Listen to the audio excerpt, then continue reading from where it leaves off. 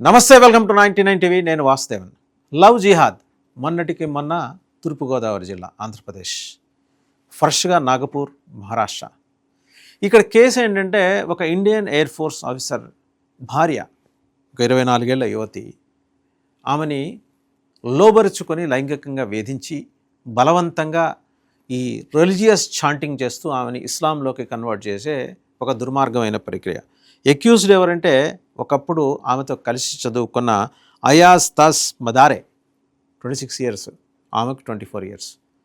ఒక property deal కోసం అని చెప్పి ఆమెను పిలిపించి మాట్లాడి డ్రగ్స్ ఇచ్చి లోబరుచుకొని లైంగికంగా వేధిస్తూ పదే ఆమె దగ్గర నుంచి ఎక్స్ట్రాషన్ డబ్బులు కూడా వసూలు చేస్తూ ఇప్పటి వరకు 3 నుంచి 4 లక్షల రూపాయలు.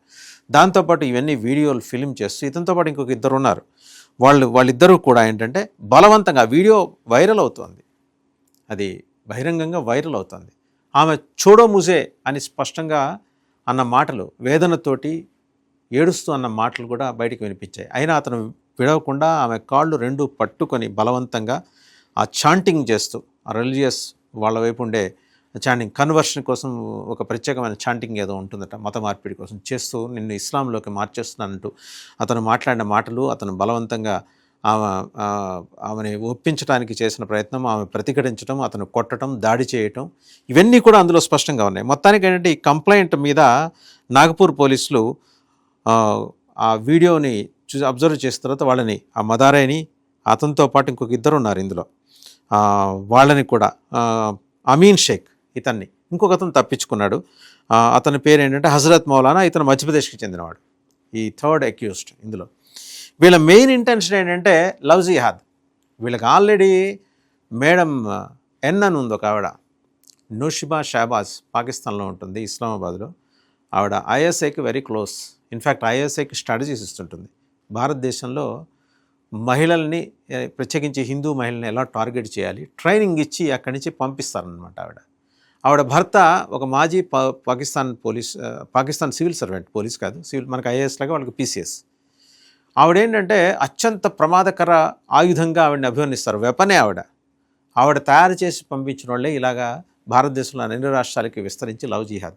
షేక్ సాదిక్ ఆ గ్యాంగ్లో వాడే, అకార్డింగ్ టు రిపోర్ట్స్.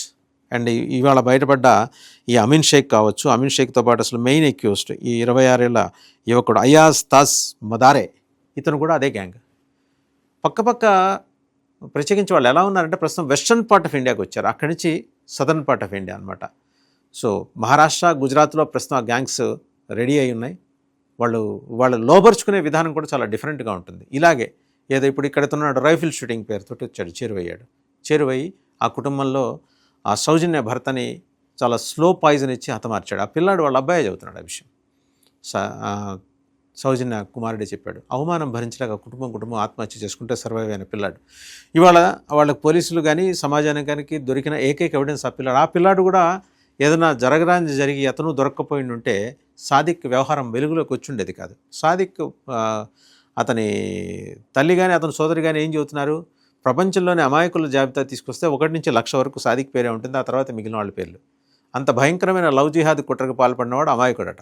ఇక్కడ చూస్తే అయాజ్ తాస్ మదారే, ఇతను 26 ఇయర్స్.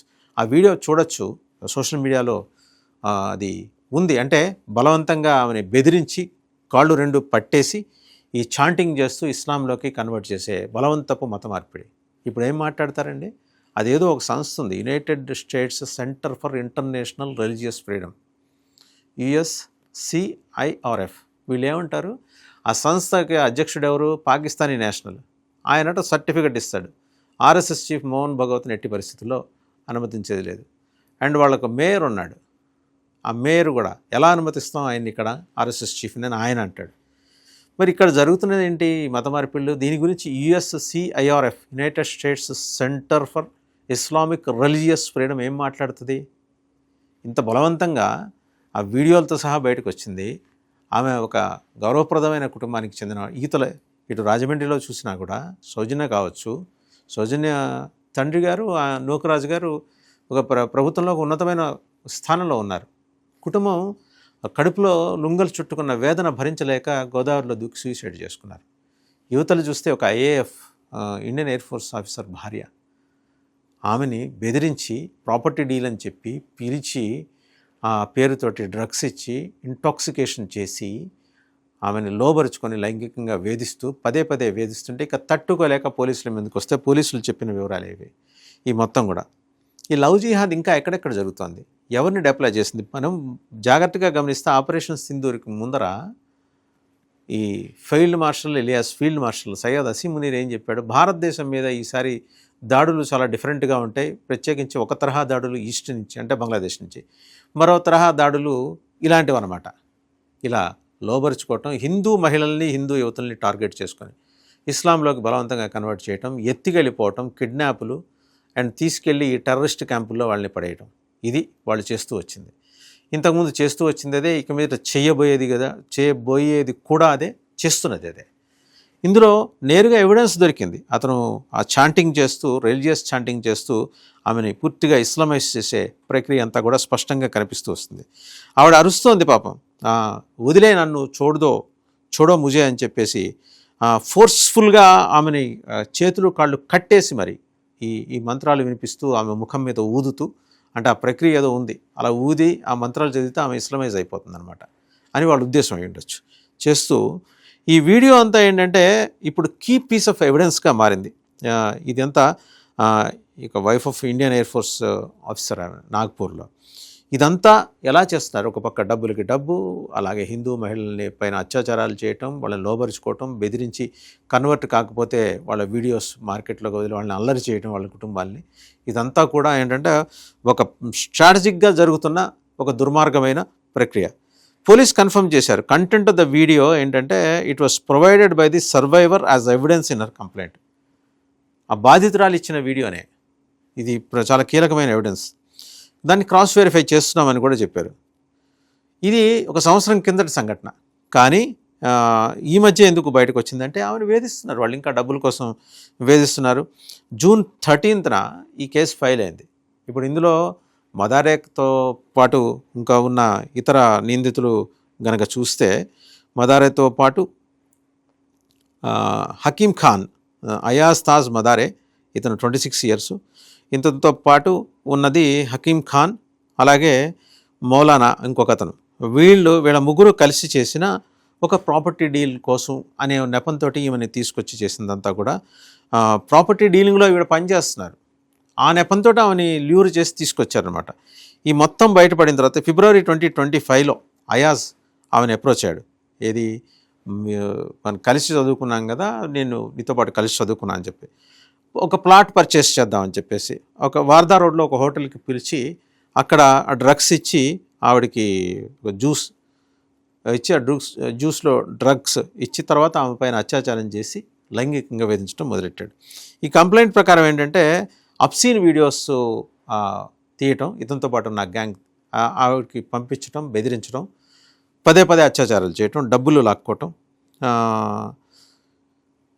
ప్రెషర్ చేశారట ఇస్లాంలోకి నువ్వు మారాలని చెప్పి ఆమె రాసింది. అందులో ప్రెషర్ చేశారు and was made to undergo various activities in the name of religious rituals.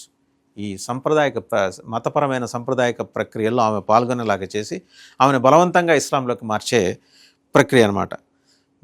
ఆ ముగ్గురిని, వాళ్ళ ముగ్గురు కూడా, మదారేతో పాటు మిగిలిన 2 ఎక్యూజ్డ్ కూడా ఒక సెక్లూడెడ్ లొకేషన్లోకి ఆమెను తీసుకెళ్ళి ఒక సర్టన్ రిలీజియస్ రిచువల్స్ ఆవిడ చేత క్యారీ అవుట్ చేయించి ఆమెను బలవంతంగా,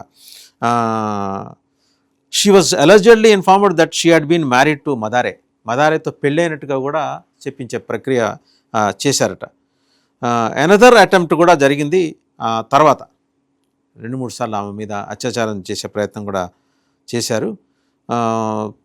ఒక 3-4 రోజుల క్రితం ఆమె హస్బెండ్ వచ్చిన తర్వాత, ఆమె భర్త వచ్చిన తర్వాత మొత్తం ఇంకా ఆ వేదన తట్టుకోలేక ఆమె అతనికి ఇన్ఫామ్ చేయటం, వాళ్ళు పోలీసులకు ఇన్ఫామ్ చేయటం. కంప్లైంట్ ఎక్కడంటే సోనేగావ్ పోలీస్ స్టేషన్లో కంప్లైంట్ కూడా ఫైల్ చేశారు.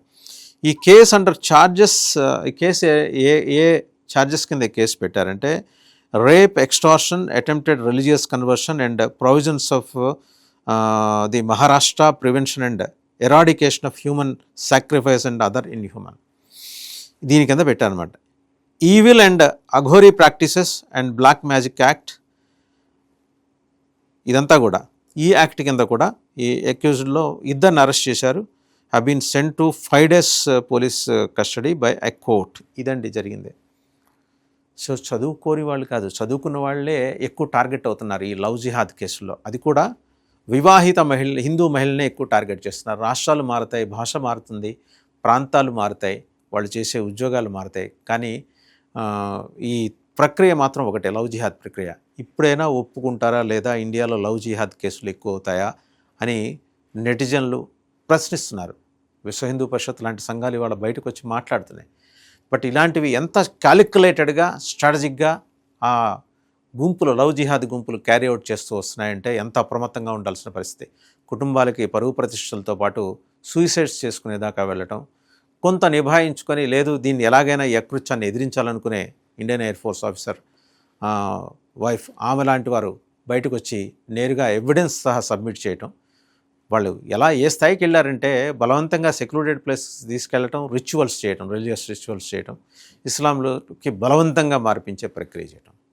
ఈ జరుగుతున్న తంతుని ఆపకపోతే ప్రమాద తీవ్రత మనం అంచనా వేయటం కూడా కష్టమే.